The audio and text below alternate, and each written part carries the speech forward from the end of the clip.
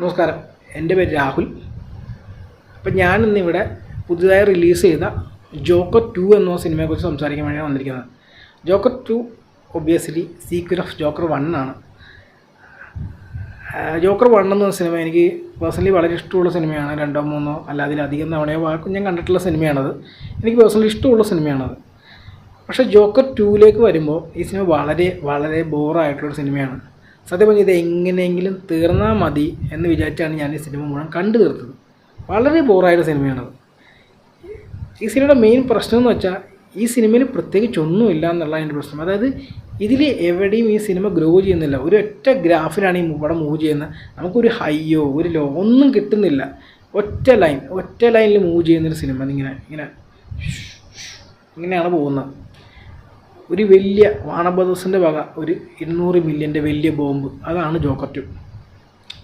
സത്യം പറഞ്ഞാൽ ഇതിലെ ജാക്വൻ ഫീനിക്സിൻ്റെ പെർഫോമൻസ് അല്ലാണ്ട് ഒന്നും ഈ സിനിമയിൽ എനിക്കൊന്നും ഇഷ്ടമായില്ല. പുള്ളിക്ക് പെർഫോം ചെയ്യാൻ സ്കോപ്പ് ഉണ്ട്, പുള്ളി നന്നായി പെർഫോം ചെയ്തു. അതേപോലെ ലേഡി ഗാഗയൊക്കെ കംപ്ലീറ്റ്ലി വേസ്റ്റഡാണ്. പിന്നെ സിനിമോട്ടോഗ്രാഫി അതിൻ്റെ ലൈറ്റിങ്ങും ഒക്കെ രസമുണ്ടായിരുന്നു. പിന്നെ ബാക്ക്ഗ്രൗണ്ട് സ്കോർ ജോക്കർ 1 പോലെ തന്നെ സിമിലർ ആയിട്ടുള്ള ഇൻസ്ട്രുമെൻറ്റ്സ് യൂസ് ചെയ്തിട്ടുള്ള സെയിം ടൈപ്പ് സ്കോറാണ്. അതുകൊണ്ട് അതും കൊള്ളായിരുന്നു. സോങ്സിൻ്റെ പാർട്സ് വരുവാണെങ്കിൽ എനിക്ക് പേഴ്സണലി മ്യൂസിക്കൽസ് ഇഷ്ടമല്ല.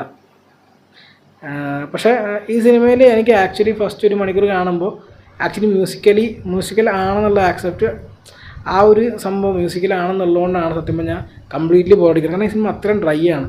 ഇത് മ്യൂസിക്കൽ പാർട്സിലേക്ക് പോകുമ്പോഴാണ് ഈ സിനിമയ്ക്ക് എന്തെങ്കിലും ജീവൻ വെച്ചിരുന്നത് ഫസ്റ്റ് ഹാഫിൽ.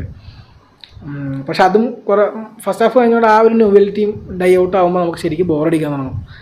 കാരണം സിനിമ എങ്ങോട്ടും പോകുന്നില്ല. അതായത് ഇപ്പോൾ എനിക്ക് തോന്നിയത് ഫസ്റ്റ് പടം എടുത്തില്ല, അതിൻ്റെ ഒരു എക്സ്പ്ലനേഷൻ വീഡിയോ അല്ലെങ്കിൽ ഒരു എക്സ്പ്ലനേഷൻ വീഡിയോ കാണുന്ന പോലെ ഉണ്ടായിരുന്നു. ഈ സിനിമ കാണുമ്പോൾ ഒരു എഴുതി നമ്മൾ ആ സിനിമയെക്കുറിച്ച്. അതാണിത്.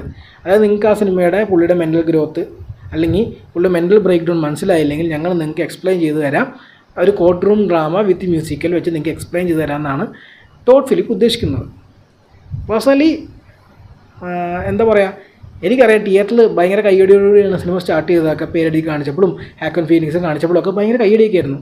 ആ ആവേശമൊക്കെ അതോടുകൂടി തീർന്നായിരുന്നു. പടം തീർന്നു കഴിഞ്ഞപ്പോൾ എല്ലാവർക്കും ഇങ്ങനെ എണീറ്റ് പോകണമെന്ന് കണ്ടായിരുന്നു. കാരണം നല്ല ബോറടിയാണ്. പിന്നെ സിനിമയുടെ റേഷ്യോയെക്കുറിച്ച് ഞാൻ പറഞ്ഞില്ലല്ലോ. അപ്പോൾ cinema through out almost full നേരം 2.20 ആണ് ത്രൂ ഔട്ട്. ഞാൻ PVR PXL കണ്ടത്. അവിടെ സ്കോപ്പ് റേഷ്യോയിലാണ്. ഈ ഫ്ലാറ്റാണ് പ്രിൻ്റ് വന്നതെങ്കിലും കാരണം ആ സിനിമയിൽ ഒരു സിനിമ സ്റ്റാർട്ട് ചെയ്യുമ്പോൾ ഒരു സീക്വൻസ് മാത്രം ഫുൾ സ്ക്രീൻ ആവും PXL. ബാക്കി എല്ലാ സീനിലും ബ്ലാക്ക് ബാർ മേലും താഴെയുണ്ട്. സ്റ്റാർട്ടിങ് കാണിക്കുന്ന കാർട്ടൂണിൽ ആക്ച്വലി ബ്ലാക്ക് ബാർസ് 1.33 റേഷ്യോ എങ്ങാണ്ടാണ് ആ കാർട്ടൂൺ. അപ്പോൾ അതിൻ്റെ ഒരു ബ്ലാക്ക് ബാറുണ്ട്. അതാണ് ഇതിൻ്റെ റേഷ്യോ. ഐമാക്സിൽ പോയി കഴിഞ്ഞാൽ കുറേ കൂടി നേരം 1.90 എക്സ്പാൻഡർ റേഷ്യോ സീക്വൻസ് ഉണ്ടെന്നാണ് തോന്നുന്നത്. പൊതുവേ ഞാൻ ഇങ്ങനെ ഒരു സിനിമ എക്സ്പാൻഡർ റേഷ്യോ ഉള്ള സിനിമ ഇറങ്ങിക്കഴിഞ്ഞാൽ ഒരു വട്ടം സാധാരണ എൻ്റെ സിറ്റിയിലുള്ള സ്കോപ്പ് റേഷ്യോയിൽ കണ്ടിട്ട് ഞാൻ ഫ്ലാറ്റ് എക്സ്പാൻഡർ സീക്വൻസ് കണ്ട് ഐമാക്സിൽ പോകും. പക്ഷേ സിനിമ രണ്ടാമത് കാണാനുള്ള ക്ഷമയൊന്നും എനിക്കില്ല. അതുകൊണ്ട് തന്നെ എന്തായാലും പോകാൻ തൽക്കാലത്തേക്ക് എനിക്ക് എന്തായാലും സിനിമ രണ്ടാമത് കാണാൻ പ്ലാനില്ല ഐമാക്സിൽ പോയിട്ട്. അത്രയും ബോറായിട്ടാണ് എനിക്ക് തോന്നിയത്. രണ്ടാമത് സഹിച്ചിരിക്കാൻ പറ്റില്ല ഈ സിനിമ. പിന്നെ ഈ സിനിമയിൽ സത്യം പറഞ്ഞാൽ സിനിമയുടെ മെയിൻ പ്രോബ്ലം സിനിമയ്ക്കകത്ത് ഒരു ഹൈയും കിട്ടുന്നില്ല എന്നുള്ളതാണ്. ഇപ്പോൾ ജോക്കർ 1 എടുക്കുകയാണെങ്കിൽ നമ്മളതിങ്ങനെ കൊണ്ടുപോയി ആ ലാസ്റ്റ് ഒരു 20 മിനിറ്റ്സോളം നമ്മളൊരു ഹൈയിൽ നിൽക്കുകയാണ്. ആ സിനിമ പ്രോബ്ലമാറ്റിക് ആണെന്ന് വെച്ചാൽ പ്രോബ്ലമാറ്റിക് ആയിരിക്കാം. പക്ഷേ സിനിമ പ്രോബ്ലമാറ്റിക് ആണോ അല്ലെങ്കിൽ ആ ക്യാരക്ടർ സ്റ്റഡിയെക്കുറിച്ച് പറയുമ്പോൾ അത് അങ്ങനെയല്ലേ കാണിക്കാൻ പറ്റും. അല്ലാണ്ട് ആ സിനിമയിൽ ജോക്കർ എന്ന് പറഞ്ഞാൽ മെൻ്റലി ഇതായിട്ടുള്ള ആൾ ഹീറോയിക്കായിട്ട് കാണിച്ചു എന്നൊക്കെ ചിന്തിക്കുന്നവരോടൊന്നും എനിക്കൊന്നും പറയാനില്ല പ്രത്യേകിച്ച്. പക്ഷേ ആ സിനിമ കാണാൻ ഒരു രസം ഉണ്ടായിരുന്നു. എനി വിച്ച് വേസ് എങ്ങനെ പോയാലും ഈ സിനിമ അങ്ങനെയല്ല. ഈ സിനിമ വർക്കായ ആൾക്കാരുണ്ടോയെന്ന് സത്യം പറഞ്ഞാൽ ഈ സിനിമ കഴിഞ്ഞ് എനിക്ക് അറിയേണ്ടത്. കാരണം അങ്ങനെ ചെയ്യുന്നവരുണ്ടെങ്കിൽ അവരുടെ പോസിറ്റീവ് റിവ്യൂ നോക്കിയിട്ട് അവർക്ക് എന്താ ഇഷ്ടപ്പെട്ടെന്ന് അറിയാനുള്ള താല്പര്യം എനിക്കുണ്ട്. എന്തുകൊണ്ട് എനിക്ക് സിനിമ വർക്കായില്ലെന്ന് പറഞ്ഞാൽ എനിക്ക് ആഗ്രഹമുണ്ട്. കാരണം ജോക്കർ 1 എനിക്ക് അത്ര ഇഷ്ടമായതാണ്. എനി ചോയ്സ് സിനിമ എനിക്ക് വർക്കായില്ല ഒരു വിധത്തിലും. ഞാൻ ദേവരുടെ റിവ്യൂ എന്തായാലും ഇടുന്നുണ്ട്. ഇതിനേക്കാളും വേറെ സത്യം പറഞ്ഞാൽ ദേവരെ കണ്ടിരിക്കുന്നതായിരുന്നു. അറ്റ്ലീസ്റ്റ് ചുമ്മാ എങ്കിലും കണ്ടിരിക്കാൻ പറ്റുമായിരുന്നു എന്തെങ്കിലും ആയിട്ട്. ഇതൊരു വളരെ മോശം സിനിമയാണ്. മോശം സിനിമ എന്ന് എനിക്ക് പറയാൻ പറ്റില്ല. ഇതൊരു ബോർ സിനിമയാണ്. അതാണ് എക്സാക്ട് വേർഡ്. ഇന്ത്യൻ 1ൻ്റെ ലെഗസി തീർക്കാൻ വേണ്ടി ഇന്ത്യൻ 2 ഇറക്കിയ പോലെ ജോക്കർ 1ൻ്റെ ലെഗസി തീർക്കാൻ വേണ്ടി ജോക്കർ 2 ഇറക്കി ടോഡ് ഫിലിപ്സ് മാതൃക കാണിച്ചു. അതാണ് എനിക്ക് പറയാനുള്ളത്. പിന്നെ നിങ്ങൾ ഈ സിനിമ കണ്ടതാണെങ്കിൽ എനിക്ക് നിങ്ങളുടെ അഭിപ്രായം കൂടി അറിയാൻ താല്പര്യമുണ്ട്.